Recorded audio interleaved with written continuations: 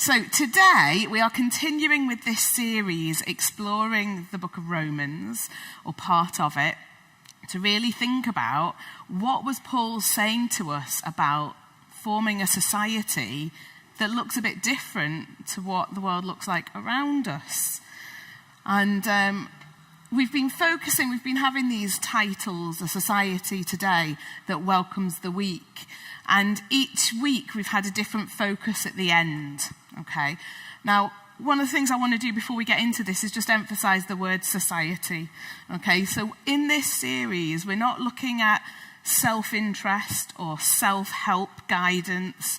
We're not going to the Bible to say, how can I feel a little bit better about myself? What we're doing is we're exploring the Bible to say, God, what are you saying about how we live together? So rather than looking at ourselves or self-interest or self-promotion, we're saying, how can we be a healthy, thriving community? So that's been continuing through all of these weeks. So specifically today, we are looking at a society that welcomes the weak. Does anybody feel that they are in that category today? It's a funny word, weak, isn't it? Some of us are quite happy to say, I'm feeling quite weak. Others not so much. But so far, these are the topics we've explored. So Neil spoke to us about the church offering an alternative to the culture surrounding us. Daniela spoke on humility. Steve spoke about radical love. Charlie spoke about radical submission. And Jimmy spoke about being awake to eternity. Great things, right? Really good. And honestly, I think I'm, to be honest, nicking a bit from everybody this week because I'm touching on a lot of this stuff as we're exploring what God says to us in weakness. Because this is a continuous way of living. These aren't silos where we can say, today I'm going to focus on humility, but I don't really care about love, or I don't really care about submission. This is a complete way of being. So rather than when you pick up a self-help book and there's a particular chapter on how to be strong or your will or something, and it's like, I'm just going to focus on this one thing. Being a Christian, living this life, it's the whole picture, and it's looking to see how God transforms us from our inner being into the outworking of every part of our life. Okay, so just wanted to bring that big picture. We're going to look at Romans chapter 14. Sorry I didn't put the scripture on here. Would you mind coming to read? Thank you. So this is chapter 14, verses 1 through to 12. Thank you so much. You can stand in front of my fan. Here you go. Thank you. Thank you. We're reading Romans 14, 1 to 12. Accept the one whose faith is weak, without quarreling over disputable matters. One person's faith allowed them to eat anything, but another whose faith is weak eat only vegetables. The only who eat everything must not treat with contempt the one who does not. And the one who does not eat everything must not judge the one who does, for God has accepted them. Who are you to judge someone else's servant? To their own master, servant stand or fall. They will stand, for the Lord is able to make them stand. One person considered one day more sacred than another. Another considers every day alike. Each of them should be fully convinced in their own mind. Whoever regards one day as a special does so to the Lord. Whoever eats meat does so to the Lord, for they will give thanks to God. Whoever abstains does so to the Lord and give thanks to God. For no one of us lives for ourselves alone, and none of us dies for ourselves alone. If we live for the Lord, and if we die for the Lord. So, whether we live or die, we belong to the Lord. For this very reason, Christ died and returned to life so that he might be the Lord of both the dead and the living. You then, why do you judge your brother or sister? Or why do you treat them with contempt? For we will all stand before God's judgment seat. It is written, as surely as I live, says the Lord, every knee will bow before me, every tongue will acknowledge God. So then each of us will give an account for ourselves to God. Brilliant. Oh, God. Thank you so much. Thank you. Brilliant. Okay. So, did anybody notice my spelling mistake?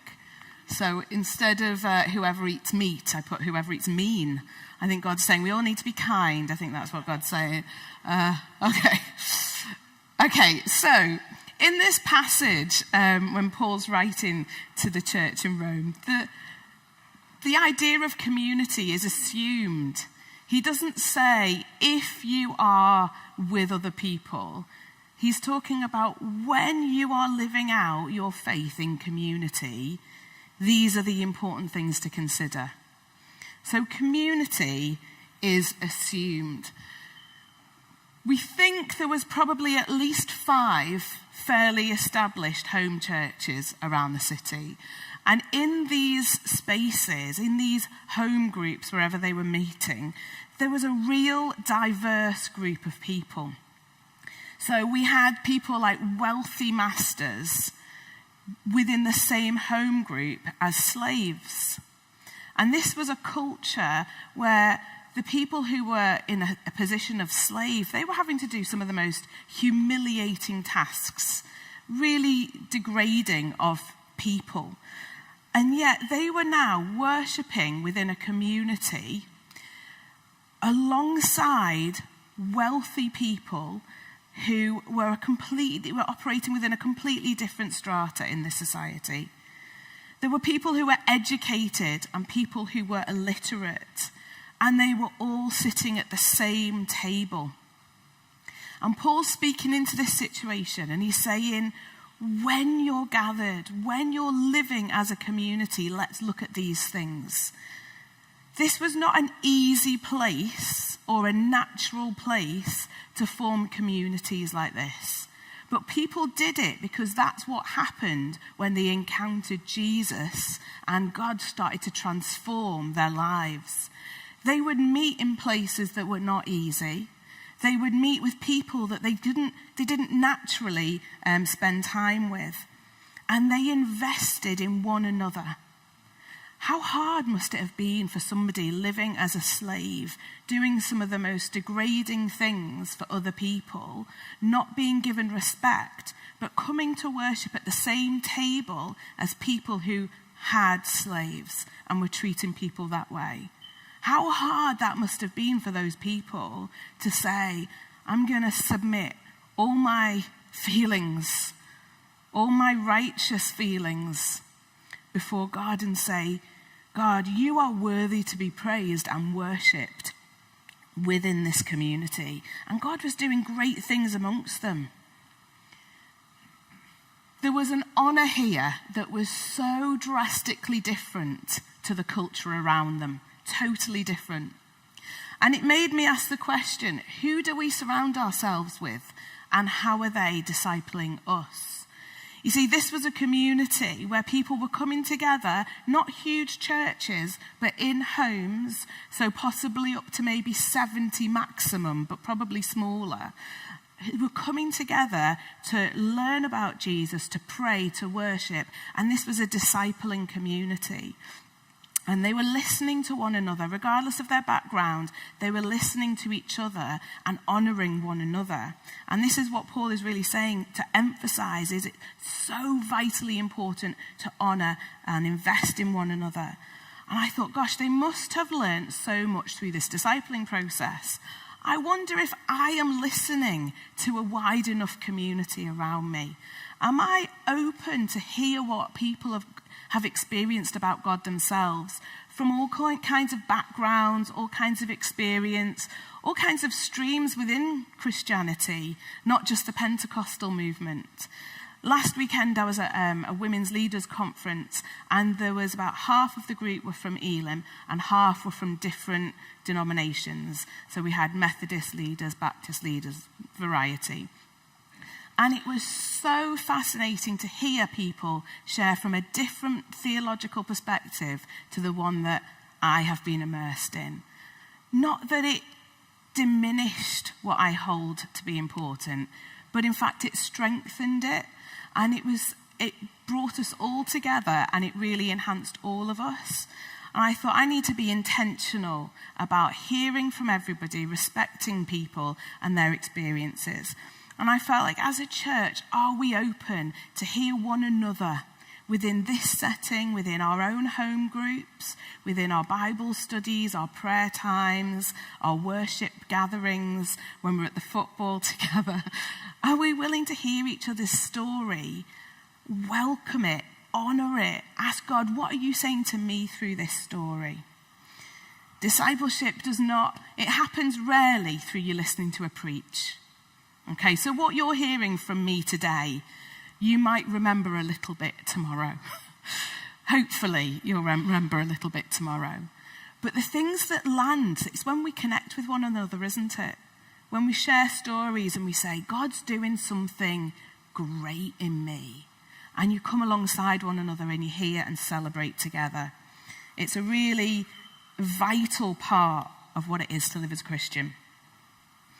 Now, I want to just look at verse 1 through to, in fact, I'll put it back on for a second. Verse 1 through to 3. It says, accept the one whose faith is weak without quarrelling over disputable matters. One person's faith allows them to eat anything, but another whose faith is weak eats only vegetables. The one who eats everything must not treat with contempt the one who does not. And the one who does not eat everything must not judge the one who does, for God has accepted them. Okay, disputable matters. There we go. Some things in our faith are absolutely vital, aren't they? Okay, before you all nod off in the heat, who can shout out something that is vitally important for our Christian faith? Jesus' death and resurrection. Excellent. That is something we hold tight, isn't it? We say we believe that Jesus died and he rose again. It's foundational. Is there anything else? What do we hold tightly to in our Christian faith? The Trinity, brilliant. I don't know who said that, but yeah, the Trinity. We say God is Father, Son, and Holy Spirit. We might not fathom all of it, but we know that that is true. Is there anything else? The deity of Christ, yeah, fully God, absolutely. Anything else? Sorry? Sin and grace, yeah, absolutely. That we have all sinned and fallen short of the glory of God, and we all need to be justified through Jesus Christ. Vitally important, the grace of God, so important. These things are our bedrock, yeah, and we hold tight to these things.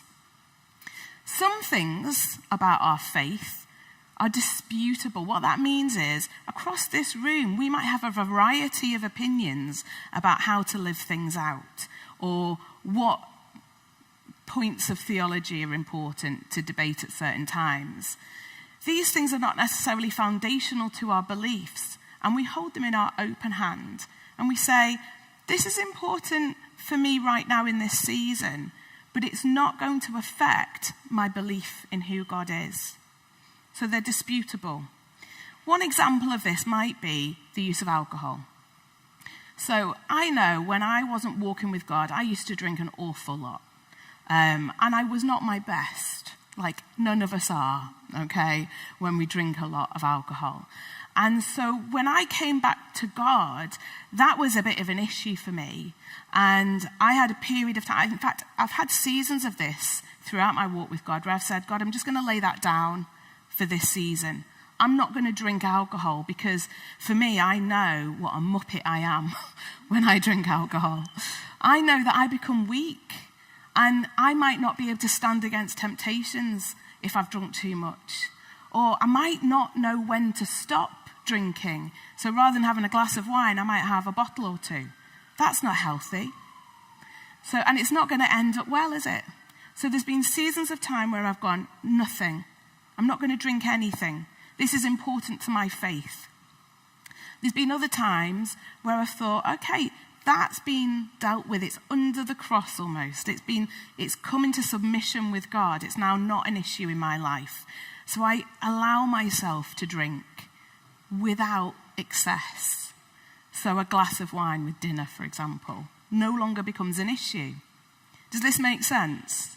So for some people in the room today, alcohol might be the thing for you, but it might be something else.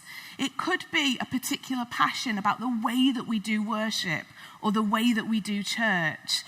That you think, do you know what, this is important to me and I care about this right now, and actually it helps me engage with God.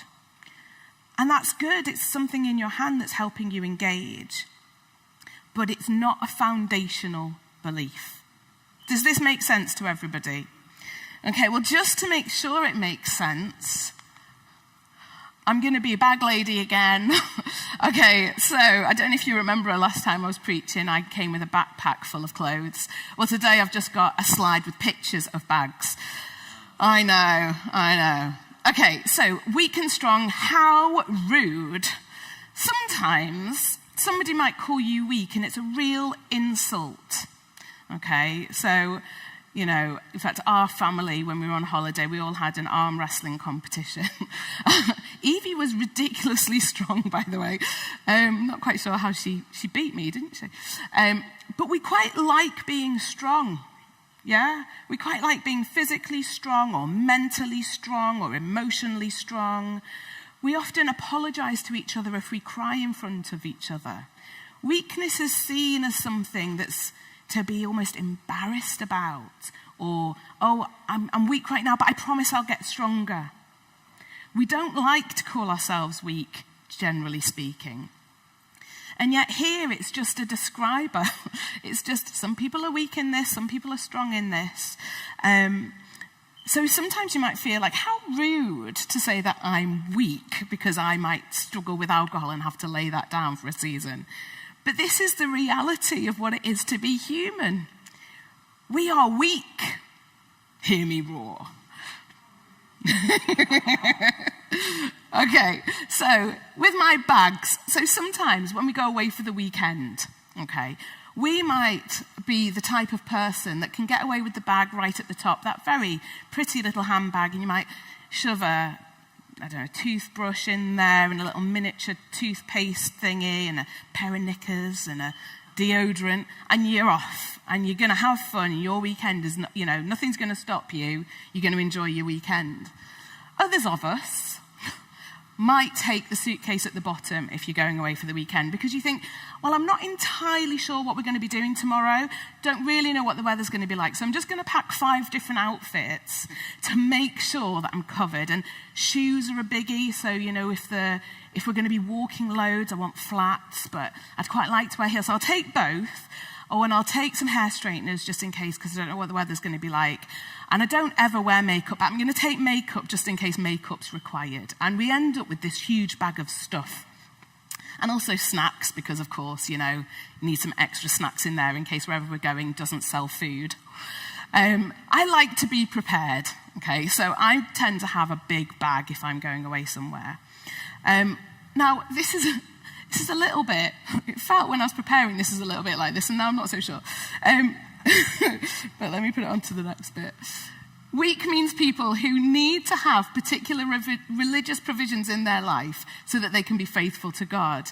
It's almost like you're adding things in and saying, I'm struggling. There's areas of my life that I'm struggling. So I'm going to add some of these liturgical things in or behavior patterns in or systems in that helps me to be faithful to God. Now, if people around you are judging you for that, it makes you feel devalued in a point of weakness rather than built up and supported at a time of weakness. So when we see people carrying big bags, We don't point at them and go, oh, you're so weak. Imagine having to carry 5 outfits and a bag of makeup and a hair straightener. Imagine having to do all of these extra things. All we're doing at times like that is making our brothers and sisters feel weaker and ashamed. What does Jesus do? He speaks love and grace and lifts people up and builds them up. We need to be a society that sees people in whatever phase of walk they're having with God, and we lift people up and we come alongside them and say, do you know what? If drinking wine or alcohol is an issue, then when I'm around you, I'm not going to have a drink because I care about you so much that I'm not going to make this an issue. You see, I think a lot of us read a while back the book by Andrew Ollerton on the book of Romans. And he says that in Rome, these disputed matters that were sort of coming between people were things like the future of Israel, the use of spiritual gifts, and the idea of pacifism or just war theories. There were some real big issues, real big topics that were being argued about, worked out amongst them. And it can be the same today, where we have particular things that we're passionate about. And it's not that that's wrong, but when it comes into a place of disunity and pulling people apart rather than together, it's not found its right place. So it's about holding the important things tight and letting everything else be in an open hand.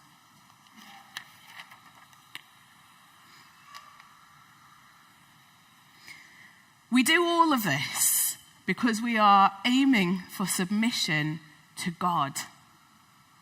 So all of this flows out of a relationship with God where we're saying, you are more important than the way I choose to do church or live my life. God, you are more important than things that I see as a barrier between our brothers and sisters in the church. You see, Jesus said that his heart was for unity, wasn't it? It was to build the church together. So when we allow these disputed matters and areas of weakness to break us apart and create judgments against each other, we're not living out of the heart of Jesus. And our culture says that submission is weakness. I did a Google search, it was so stupid, for this slide. And I put in submission. The images I got, yeah, the images I got was disturbing. I had to refine my search. But what the culture says of submission is either absolutely perverted or weakness. Don't submit. Hold on to your opinions. You're what matters. What God says is he flips it upside down. And he says, when you submit to me, I will raise you up. You see, when we submit everything to God and we recognize he's totally just, he's totally good, his will for our life is better than our own. So we submit everything to him and he will make us new. And he will make us a real community where love and honor and welcome is at the heart. Okay, so let me move on to the next one. There we go. So to be a community of honor and welcome, we have to be willing and we have to be intentional. This is not going to happen accidentally. Okay, it's not, is it? Because accidentally we're all going to be selfish and hold on to our opinions. So we have to go, okay, yeah, God, I'm willing to lay this down. I'm willing to be open, to honor people who have different opinions and do things differently.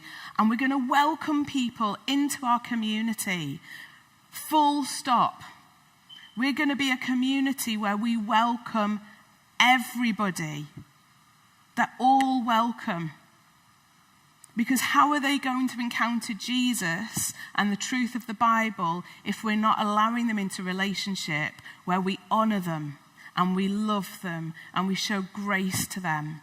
So we welcome everybody. They don't have to be strong. They don't have to know stuff. They don't have to have their lives figured out. I'm not sure any of us have. We welcome everybody. We love people because Christ first loved us, and we remember in our weakness that God met us and has transformed us and is continuing to do so. We keep the main thing the main thing. The main thing is what we're holding in our hand. God's grace over our lives, his salvation, the power of the cross, the power of the resurrection. And then joyfully we're living in unity. And we're not holding those issues to separate us. Now, in a minute, we're going to do communion. Neil's going to come and lead communion. And these are some of the things I would quite like you to be thinking about when you're considering what God is saying today in response. It might be that you need to take some things out of your suitcase, things that you've had in place to help you with your faith, that God's now saying, I've actually dealt with that now. You can take it out of your suitcase. You don't need it. Because that's what freedom is, living in the freedom. You might consider how you can show people in church more honor, or how I can welcome people who are different to me. And it could be an invitation to greater submission to God. Are you holding some things a bit too tightly? So I'm going to pass over to Neil.